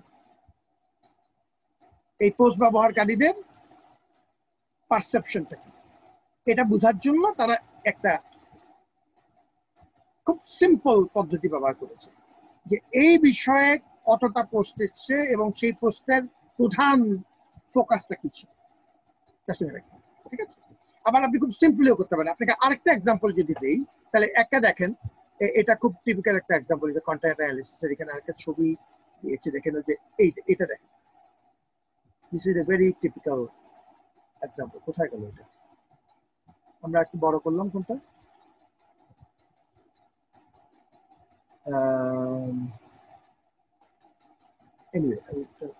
এটা ছিল বলতে কিওয়ার্ড। এই যে কিওয়ার্ড দেখেন, কিওয়ার্ড এটাকে একদম আলাদা সফটওয়্যারই আছে।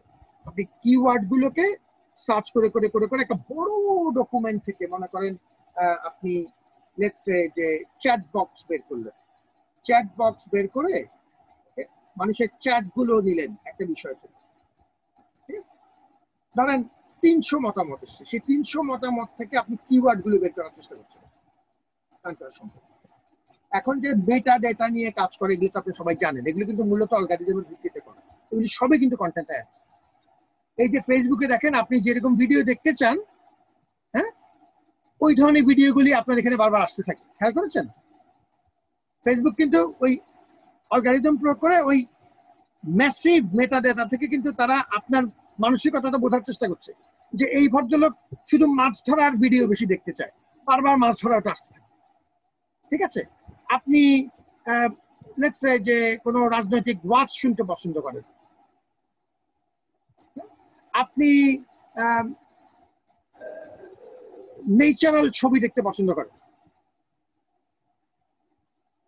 কন্টেন্ট অ্যানালিসিস ভেরি পাওয়ারফুল টুল যদি চান। এখন অনেক রকম পদ্ধতি আছে, কোয়ান্টিটেটিভ, এগুলো আমাদের অত গভীরে যাওয়ার সময় নেই, জাস্ট নমুনাটা বলছি। কোয়ান্টিটেটিভ কোয়ালিটেটিভ দুটোই হয়, আমি বেশিরভাগ কোয়ালিটেটিভ করেছি, কোয়ান্টিটেটিভ আমি খুবই কম করেছি, দু একটা ক্ষেত্রে করেছি, জাস্ট কিছু স্ট্যাটিস্টিক্স ব্যবহার করে এটা করা সম্ভব। আচ্ছা, আমি আপনাকে আরেকটা অংশ দেখাবো এবং আজকের আলোচনা ওখানেই শেষ করি। আরেকটা লেখা একটু দেখাচ্ছি, অ্যাগেইন ক্ষমা করবেন ব্যক্তিগত এক্সাম্পল দেওয়ার জন্য, নিজেরটা দেখানো সহজ হচ্ছে, যেটা আমি করেছি আমি জানি আমি কিভাবে করেছি, এই জন্য বোঝানোর সুবিধার জন্য। কারণ আমি বারবার চাচ্ছি আপনারা একটা মেথড যখন শিখবেন সেটা কি করে প্রয়োগ করতে হয় একই সাথে শিখবেন, so that you get a hands-on idea, some clarity over the conception and also modest opportunity to practice both। ঠিক আছে, এটা একটা জার্নাল আর্টিকেল যেটা আমি লিখেছিলাম, আমার কাউন্টার পার্ট, আমার একসময় একটা supervisor professor Barbara Harris white, এগুলোর নামটা আমি শুনলে পদে যুগল ধরে সালাম করতে হয়, এই ধরনের মানুষ। এটা খুব রাখেন ডেভেলপমেন্ট স্টাডিজের এখনকার যে কজন প্রফেসর বেঁচে আছেন, শি ইজ কোয়াইট এজেড নাও, তার মধ্যে এই মানুষটি লিটারেলি, আমরা তখন লিজেন্ড শব্দটা যেখানে সেখানে ব্যবহার করি, এমনকি রাজনৈতিক নেতা ফেটার জন্য ব্যবহার করি, বাট তিনি আসলেই লিজেন্ড। দুই অর্থে ডেভেলপমেন্ট স্টাডিজের লিভিং প্রফেসরদের মধ্যে she is one of the forerunners, one of the pioneers আমাদের সময়। একটা পয়েন্ট বলার জন্য, তো we wrote this article for economic and political weekly, which is very popular journal. Anyway, আমি এটাতে কিছু ডিসক্লোজ অ্যানালিসিস করেছি, জাস্ট নমুনাটা একটু যদি আপনাকে দেখাই, তখন আমি evidence based in Oxford, just নমুনাটা একটু দেখাই ডিসক্লোজ অ্যানালিসিস। এই অ্যানালিসিসটা মূলত করেছিলাম বাংলাদেশের ফরেস্ট পলিসি ডকুমেন্টটা এবং মাস্টার প্ল্যান, দুটো ডকুমেন্টের উপরে। একটা হচ্ছে 1994 জাতীয় বন নীতি এবং ফরেস্ট সেক্টর মাস্টার প্ল্যান, ওকে, 1992 থেকে 15 বছরের জন্য করা হয়েছে। এই দুটো ডকুমেন্টে কিছু নমুনা দেখাচ্ছি, জাস্ট আপনাকে, এটা কোয়ালিটেটিভলি করা, জাস্ট। আচ্ছা, জাস্ট একটা, এর আগে আমি একটা পুরো তাত্ত্বিক ফ্রেমওয়ার্ক তৈরি করেছি যে কিভাবে এটা করতে হয়, ব্যাপক লিটারেচার রিভিউ, সারা থেকে ম্যাসিভ লিটারেচার রিভিউ। আপনি যদি দেখতে চান তাহলে পুরো একটা সেকশন তৈরি হয়েছে লিটারেচার রিভিউ, ফুল ফ্লেজ লিটারেচার, যেমন এই যে পলিসিস ডিসকোর্স, এটা ফুল literature review, secondary literature.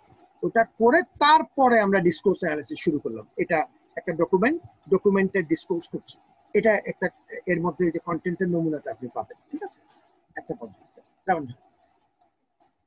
The problems conceived, সরকারি ডকুমেন্টে প্রবলেমটাকে তারা যেভাবে কনসিভ করে এবং মানুষকে বলে, যে কথাটা তারা বলে না, বলতে চায় না, ক্লোকড, লুকিয়ে রাখে, ঢেকে রাখে, কাপড় দিয়ে ঢেকে রাখে, টেকনিক্যাল স্ট্র্যাটেজিস প্রপোজ, এই সমস্যা এটা তার সমাধান, এই সমস্যা এটা তার সমাধান। এই যে যেসব আপনি ইনভাইটেড কমার মধ্যে দেখছেন, এটা হচ্ছে ডকুমেন্ট থেকে অবিকল নেয়া, ডকুমেন্ট থেকে এই শব্দগুলিকে অবিকল নেয়া ঠিক করছে।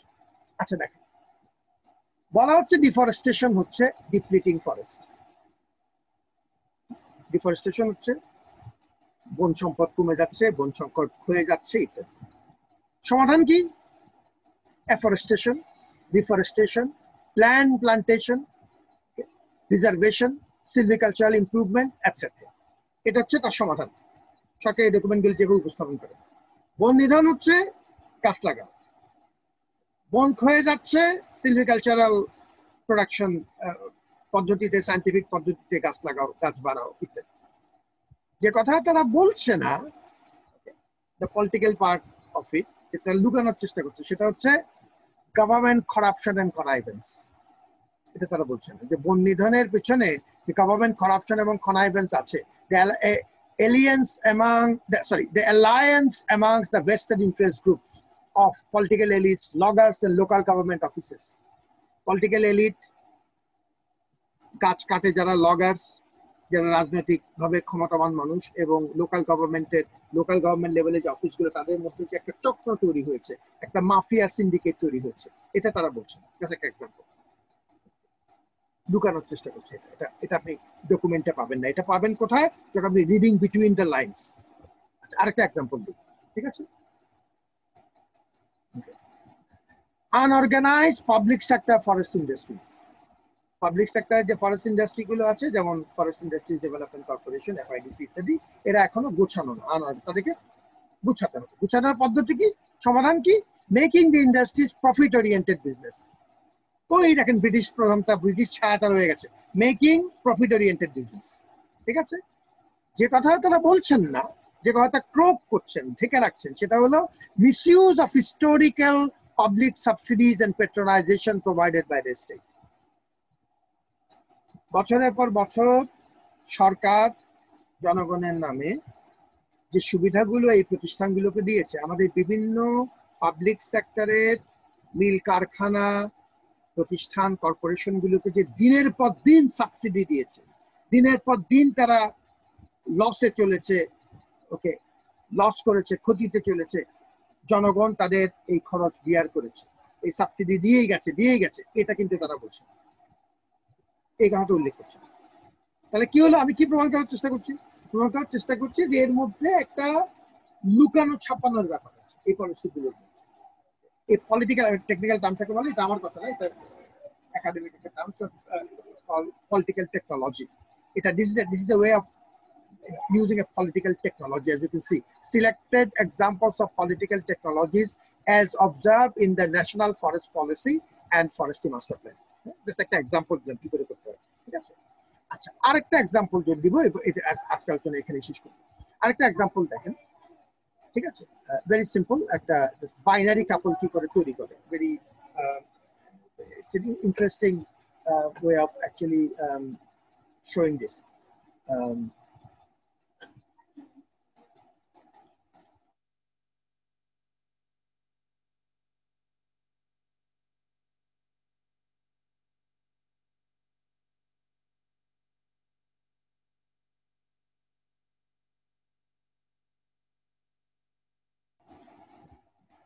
Okay, so move on then. Documented আর কিভাবে করা আছে, ঠিক আছে? Wastage in extraction and processing of forest products. Document থেকে নেয়া কিন্তু। Wastage in extraction, গাছ যখন আমি কাটছি, নিচ্ছি, অনেক অংশ ওয়েস্টেজ হচ্ছে, তাহলে কি করতে হবে? মডার্ন অ্যাপ্রোপ্রিয়েট টেকনোলজি ব্যবহার করতে হবে। এই কথাটা কোথায় আছে? যে 15 নম্বর রেফারেন্সে দেয়া আছে, এটা ফরেস্ট্রি মাস্টার প্ল্যানে করতে হবে। বাইনারি, ব্ল্যাক সমস্যা, হোয়াইট সমাধান, গ্রেটার কথা কেউ বলছে। See, that is the point. Black, white, gray, জটিলতাটা কেউ বলছে, ঠিক আছে? Wastage and extraction, তার জন্য আমার কি করতে হবে? মডার্ন টেকনোলজি ব্যবহার করতে হবে। মডার্ন টেকনোলজি ব্যবহার করার জন্য ওকে দিনের পর দিন সাবসিডি দিয়ে প্রতিষ্ঠান চালানো আমার দরকার আছে কিনা, এই কথাটা কেউ বলছে না। ঠিক আছে, ট্রাইবাল পিপল, ওকে, উপজাতীয়রা সরকারের ভাষায়, যেটা মূলত হচ্ছে আমাদের এথনিক কমিউনিটিস, ট্রাইবাল পিপল অথবা আদিবাসী যেভাবে বলেন, tribal people grabbing forest land at will. উপজাতীয়রা বনভূমিকে তাদের ইচ্ছা মতো দখল করে নিচ্ছে, গ্র্যাব করছে, ঠিক আছে, বেদখল হয়ে যাচ্ছে। ওকে, এটা হচ্ছে একটা শব্দ বা একটা বাক্য। তার সমাধান কি? imparting ownership of certain amount of land through forest settlement process, the rest of forest land to be brought under permanent protection. কিছু জমি যেটা একান্ত চলে গেছে সেটা তারা নেক, তারপরে কিন্তু আমরা পুরোটুকু রিজার্ভ করে ফেলি, শক্তভাবে আমরা রিজার্ভেশন করি। ঠিক আছে, যে কথাটা বলছে না সেটা হচ্ছে বর্তমান বাস্তবতায় এটা কি সম্ভব কিনা। শুধু রিজার্ভেশনের ভিত্তিতে আমি বন প্রশাসনের মতো, বন ব্যবস্থাপনার মতো একটা জটিল কাজ করতে পারবো কিনা জনগণের সহযোগিতা ছাড়া, জনগণকে একদিকে রেখে আমি কি চালাতে পারবো কিনা, এভাবে পরিষ্কার হচ্ছে। তো যে পয়েন্ট আমি বলতে চাচ্ছি সেটি হলো যে এইভাবে আপনি ইচ্ছা করলে ডিসকোর্স ডকুমেন্টের বিশ্লেষণের মাধ্যমে আপনি আপনার রিসার্চের আর্গুমেন্টটাকে শক্তিশালী করতে পারেন বা ডকুমেন্টগুলোকে আপনার আর্গুমেন্টের পক্ষে আনতে পারেন। যেমন আমি এটার এই লেখাটার নাম হচ্ছে গোস্ট ইন দ্য মেশিন, যে এই আমাদের ব্যুরোক্রেটিক মেশিনের মধ্যে একটা লুকায়িত ঘোস্ট রয়ে গেছে, যেটাকে আপনি দেখতে পাচ্ছেন। ইউনিট ঘোস্ট বাস্টার্স, এটাকে বিশ্লেষণ করবার জন্য ঘোস্ট বাস্টার এনে বের করতে হবে ঘোস্টগুলোকে। এই যে ভিতরে ভিতরে কথা বাকি থেকে যাচ্ছে, মূল কথাগুলো লুকায়িত থেকে যাচ্ছে, আসল কথা হচ্ছে না, শুধু উপরে উপরে নড়াচড়া হচ্ছে। মেশিনের ভেতরের ভূতটাকে বেঁধে বেঁধে বের করে আনা দরকার। আদারওয়াইজ এই বের করে আনবার জন্যই মেশিনটা হচ্ছে যে দেখতে পাচ্ছেন যে পলিসি ডকুমেন্টগুলো বা উপরের প্রশাসনিক যন্ত্রগুলো, কিন্তু তার ভেতরের স্পিরিটটা কি সেটা বিশ্লেষণ না করলে বনের এই বন ব্যবস্থাপনার অনেক সমস্যারই সমাধান করা কঠিন হবে। That was the main answer. ঠিক আছে, অনেক কথা বললাম, অনেক ধন্যবাদ। আমি আজকে দূরেই শেষ করব। আমরা মোটামুটি যে কাজটি করলাম সেটি হচ্ছে আমরা শুরু করেছিলাম যে ডকুমেন্টারি রিসার্চ তুলনামূলকভাবে কম ব্যবহৃত একটি পদ্ধতি, অত্যন্ত শক্তিশালী পদ্ধতি। আমরা বলেছি যে কত রকম ডকুমেন্ট, অনেক রকম ডকুমেন্ট আছে আপনি ব্যবহার করতে পারেন। তারপরে বলেছিলাম যে ডকুমেন্ট আপনি ব্যবহার করার আগে প্রথমেই আপনি মাপকাঠির মাধ্যমে, 4টা মাপকাঠির মাধ্যমে আগে দেখে নেবেন যে এটা ব্যবহারযোগ্য মানে রিসার্চেবল ডকুমেন্ট কিনা। তারপরে দু একটা মূল কথা বলেছিলাম যে ডকুমেন্ট যখন আপনি নেবেন মনে করবেন যে এটা হচ্ছে ওই সময়ের, ওই প্রেক্ষাপটের, ওই সমাজের একটা ক্ষুদ্র চিত্র, একটা অংশ। আপনাকে বৃহত্তর প্রেক্ষাপটটা বুঝতে হবে। Without reference to the wider social context, document review will be imperfect এবং you will only see a myopic partial picture. তারপরে আমরা কিছু উদাহরণ দেখিয়েছি যে ডকুমেন্ট ব্যবহার করে কি করে শক্তিশালী গবেষণা করতে হবে, এটা আমরা বেশ কিছু উদাহরণ দেখিয়েছি। তারপর আমরা বলছি ডকুমেন্টকে কি করে আপনি বিশ্লেষণ করবেন, কোয়ান্টিটেটিভের কিছু এক্সাম্পল দিয়েছি, কোয়ালিটেটিভ এক্সাম্পল দিয়েছি। ঠিক আছে, আজকের জন্য এর আমরা শেষ করছি। সবাইকে ধন্যবাদ। স্যার একটা প্রশ্ন ছিল স্যার।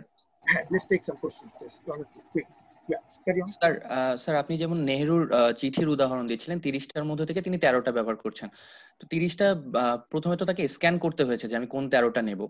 এখন যদি স্যার এরকম হয় যে আমার এরিয়াটা অনেক বড়, যেমন ধরা যাক যে আমি রবীন্দ্রনাথ ঠাকুরের যে লিটারেচার সেখানে আমি ডেভেলপমেন্ট খুঁজতে যাচ্ছি যে উনি ডেভেলপমেন্ট নিয়ে কোনো কাজ করেছেন, মানে কথা বলেছেন কিনা। তো সেক্ষেত্রে আমাকে তো পুরোটা স্ক্যান করতে হবে, তারপরে আমি হয়তো তার ডকুমেন্টটা নিতে পারি। তো এই ধরনের ক্ষেত্রে আসলে স্যার যেটা একটা বড় বিষয় যে আমার সবটুকু কাভার যদি আমি করতে না পারি বা কোনো একটা বিষয় যদি এত বেশি থাকে যে আমি চুজ করতে হচ্ছে, আমি ঠিক জানি না। যেমন স্যার আপনি টিমের বইয়ের কথা বললেন, তিনিও ওখানে বলছেন যে এখন যত দিন যাচ্ছে ডকুমেন্টস আরো বাড়তেছে।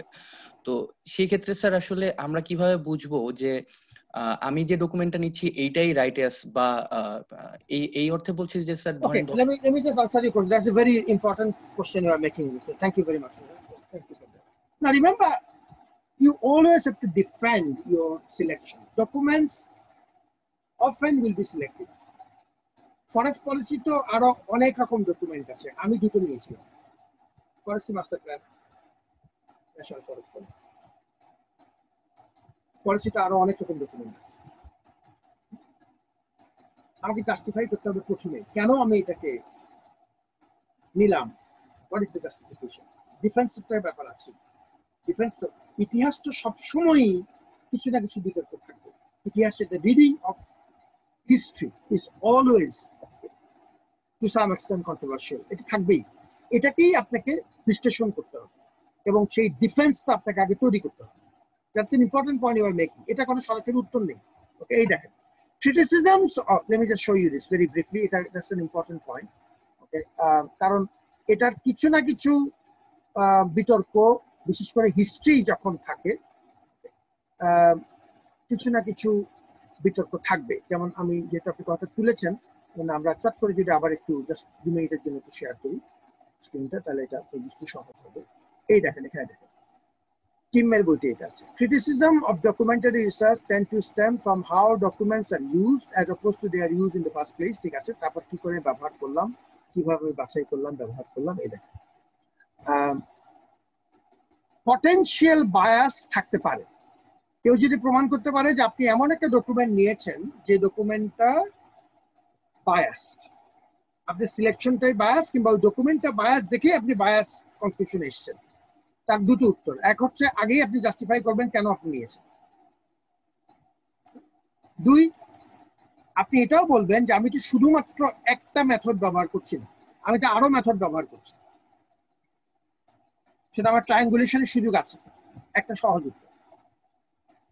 বেঙ্গল ডিস্ট্রিক্ট রেকর্ড একটা এস্টাবলিশ সেট অফ ডকুমেন্টস, এবং এটা একটা ডকুমেন্ট, 100-2 চিঠি আছে এই ফোর্ট উইলিয়ামের সাথে চিটাগং কালেক্টরেটে, তার থেকে আমি বাছাই করে নিচ্ছি। এখন of course I have to defend, যদি আমি ডিফেন্ড করতে না পারি তাহলে আমি এই পদ্ধতি টিকতে পারবো না, সহজ কথা। হিস্ট্রির কিছু বিতর্ক তো আছেই, যেমন এই কথাটা খেয়াল করেন, history itself and our understanding of it can be informed by selective reading of documents, or those documents themselves may also be selective. এই দেখেন যে কথা আপনি এখন বললেন, ঠিক আছে, বিতর্ক আছে এবং এই জন্য বায়াসের কথাটা এসছে। Thus, what people decide to record or to leave in or take out is itself informed by decisions. Okay, ওই অথরের ডিসিশনের উপর নির্ভর করে। সুতরাং কেউ তো চ্যালেঞ্জ আপনাকে করতে পারে, চ্যালেঞ্জ তো হবেই, কিন্তু আপনি ডিফেন্স উত্তর থাকে। যেমন আমি তো মনে করি ব্রিটিশ বেঙ্গল ডিস্ট্রিক্ট রেকর্ড থেকে দিতে হবে, এই কথা আপনাকে বলেছি, যে কারণে আমার মতো একজন অখ্যাত মানুষের লেখাটা পৃথিবীর 1 নম্বর পাবলিশার ছাপিয়েছে, তার একটা কারণ আমি মনে করি, অনেক কারণ থাকতে পারে, একটা প্রধান কারণ হচ্ছে যে এই ডকুমেন্টের রিসার্চটা খুব শক্তিশালী ছিল। That's what I believe. রিভিউয়ারের কমেন্টও এই কথাটা এসছে, জাস্ট একটা এক্সাম্পল।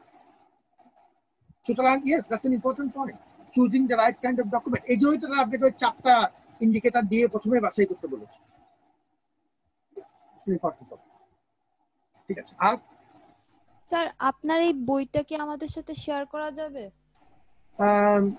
আমার তো আসলে সফট কপি যেটা আছে এটা শেয়ার করা ঠিক যায় না, আমি এটা দিয়ে দিব। এটা একটা স্পেশাল সফটওয়্যার, যা করে পাবলিশাররা একটা স্পেশাল সফটওয়্যার ইউজ করছে তারা, তো সেটার জন্য এটা ঠিক শেয়ার করা যায় না, কিন্তু আমি এটা ইয়েতে দিতে পারবো ফিজিক্যালি।